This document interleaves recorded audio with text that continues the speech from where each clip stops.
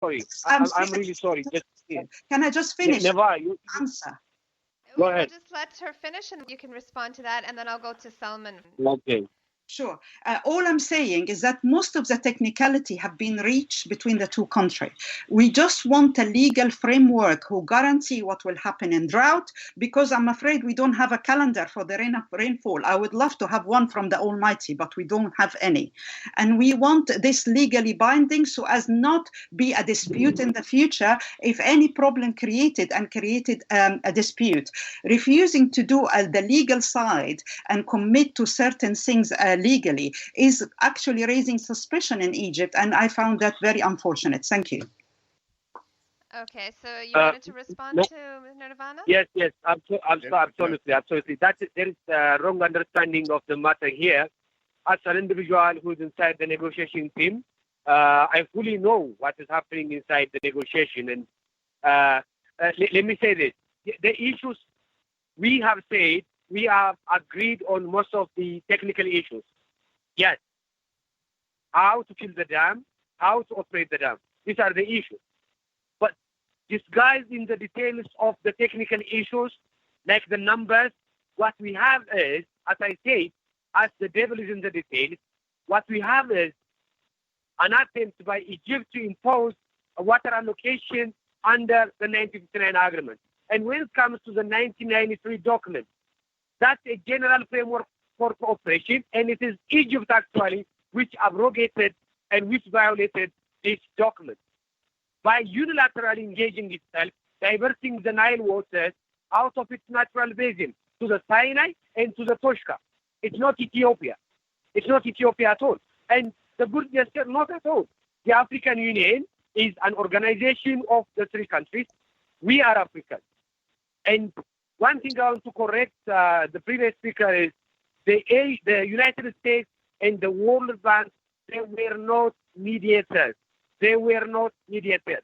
They were observers. Here is the conflict. When the observers changed their role from being an impartial observer to a partial arbitrator, that is where the problem started. And they weren't mediators. And when it comes to drought is a natural phenomenon. It is not artificial. And the three countries have a responsibility to manage drought whenever it happens in a cooperative manner. What Ethiopia did in the negotiations is we agreed to release certain amount of water from our own storage, to help our brothers in Egypt and Sudan during the time of drought. And when it comes to prolonged drought, we did the same.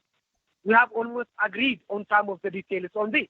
What we are now being asked is a concept which is impractical, what they call is prolonged dry condition. Why? They want to increase the threshold, and they want to maintain that threshold as Sameh Shukri at the UN and the UN Security Council clearly stated. They want that threshold to be defined as a threshold of significant harm. That is unacceptable. First, the countries at the basin level have to negotiate and agree on the equitable and reasonable shares of the country. We are not repeating here the 1959 agreement. The Nile is shared by 11 countries, and we are now discussing about a single dam. But in the name of discussing and negotiating on this single dam, single project, which is beneficiary to the basin, that's why we are discussing about drought. That's why we are discussing about prolonged drought. But the objective, the goal, the hidden agenda is to maintain a colonial era treaty, a colonial era based privilege. That's unacceptable. I'm sorry. That's very unacceptable. Okay, we'll just cut over to Salman, actually, if that's okay.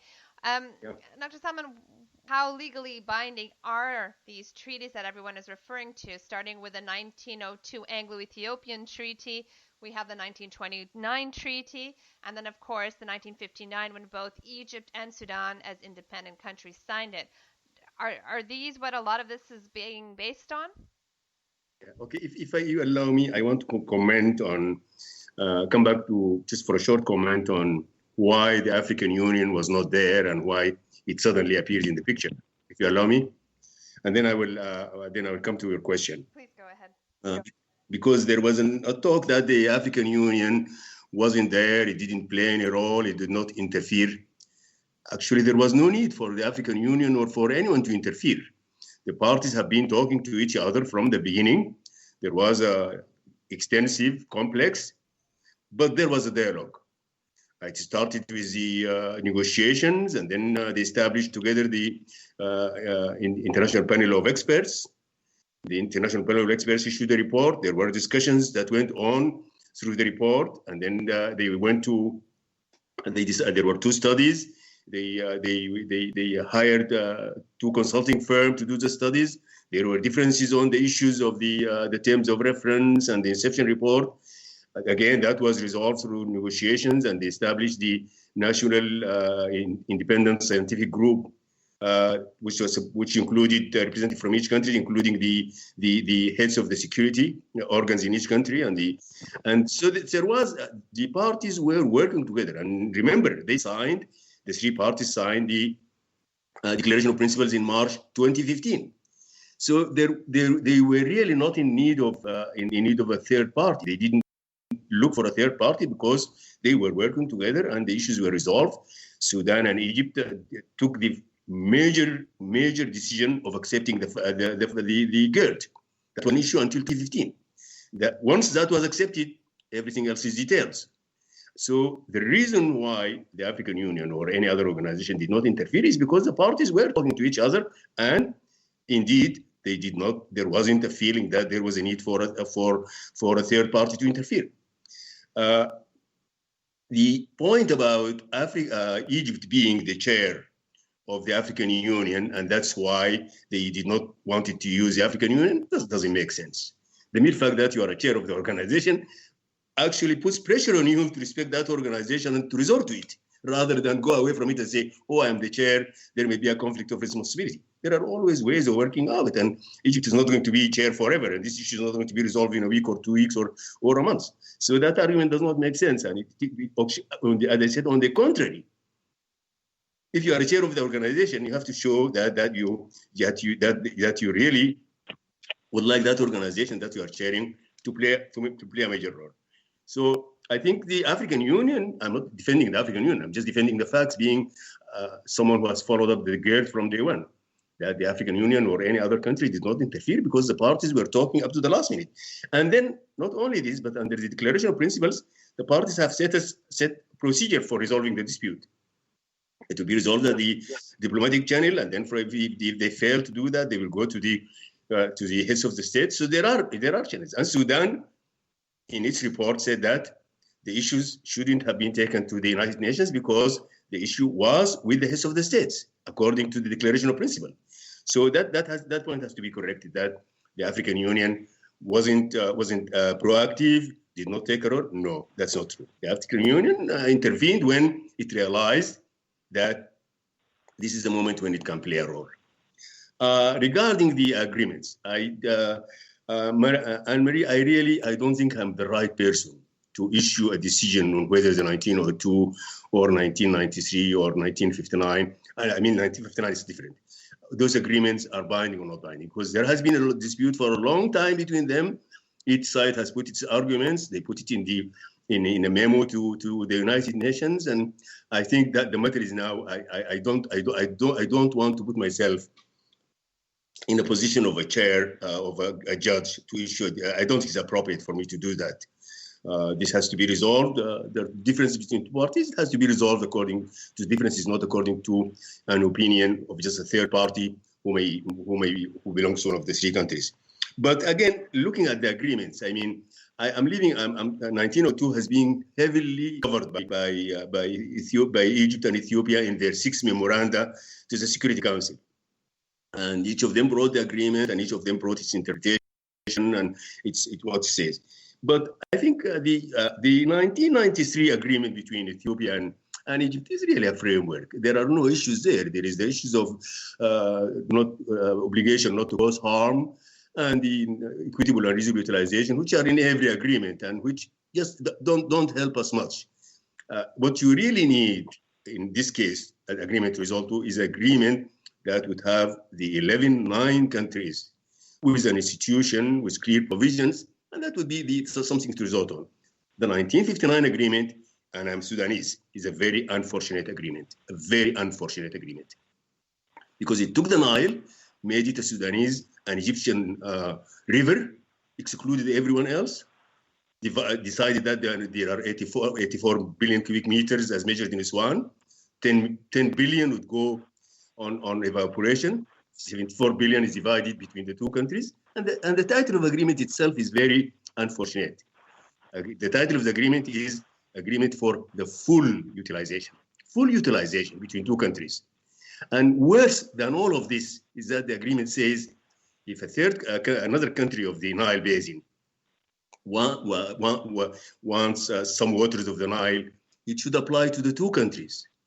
And the 2 countries will decide whether to give it or not to give it. And if they decide to give it, then the Joint Technical Permit Committee, which is a committee between the 2 countries, will review the implementation of the agreement. I think this is a very unfortunate agreement. It flies in the face of international water law that I have been teaching for 25 years. I teach it to my students. I say this is one of the unfortunate agreements that can be, because the Nile is owned by 11 countries, not owned by 2 countries. So I think a major complicating factor, it's not the only one, but a major complicating factor is the 1959 agreement. And the overall major complicating factor for the Nile is lack of cooperation between the parties. And the 59 agreement does not make that thing easy at all. For international water law, if you have a country like Egypt that's at the end of the flow, and you have a country like Sudan and particularly Ethiopia that's sort of at the beginning of the source, how does that change, or how would one, ameliorate that kind of an agreement based on the flow of the water? The basic principles, Anne-Marie, of international water law, as I've been teaching it, and by the way, I am the editor-in-chief of the only journal on international water law. It's called International Water Law. It's published by Brill. It's a quarterly journal. I'm the editor-in-chief. I have been teaching international law for 25 years. The basic principles of international law are starting with equitable and reasonable utilization. This is the basic principle. This has been on forever.